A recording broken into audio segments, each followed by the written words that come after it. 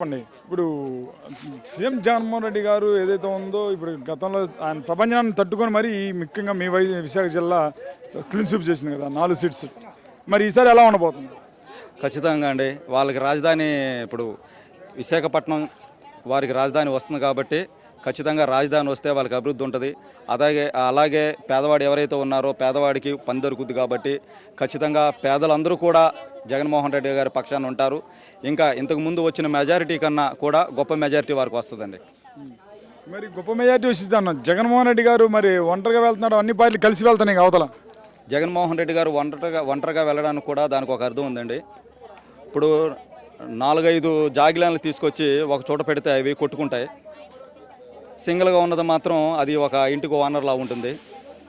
అలాగే జగన్మోహన్ రెడ్డి గారు ఒక సింహం లెక్క కాబట్టి ఆయన ఆ రాజు కాబట్టి రాజు ఎప్పుడు ఒక్కడే ఉంటాడు.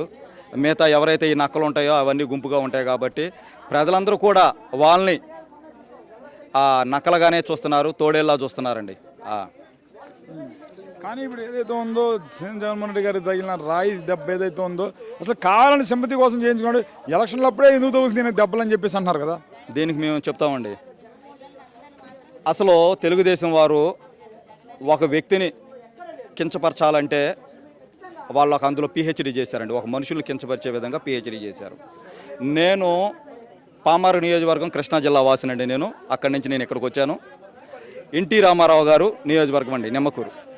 మరి ఎన్టీ రామారావు గారి పరిస్థితి అక్కడ ఏమైందండి? ఎంతో మహోన్నత వ్యక్తిని అతని ఒక ఆడదానికి బానిస అని చెప్పి రకరకాల పుకార్లు పుట్టించి తన పార్టీని లాక్కొని వెన్నుపోటు పొడిచి అదే ఎలక్షన్ సమయానికే ఆయన దగ్గర నుంచి పార్టీ లాగేసుకున్నారు. మరి అలాగే దీనికి ఏంటంటే ఒక మహోన్నత వ్యక్తిని ఎప్పుడైనా కించపరచాలంటే కనుక అలగా జలాన్ని ఎవడో పనికిమాల లేదో ఎందుకు పనికిమాలను తీసుకొచ్చి వాళ్ళతోనే దాడి చేపించి ఆ మనిషిని ఎగతాళి చేసే విధంగా అందులో పిహెచ్డీ చంద్రబాబు నాయుడు చేశాడు కాబట్టి అది గతం కూడా వాళ్ళ మామకు పొడిచిన వెన్నుపోటే కాబట్టి జగన్మోహన్ రెడ్డి గారిని రాయి పెట్టి కొట్టడం పెద్ద విశేషమేం కాదు.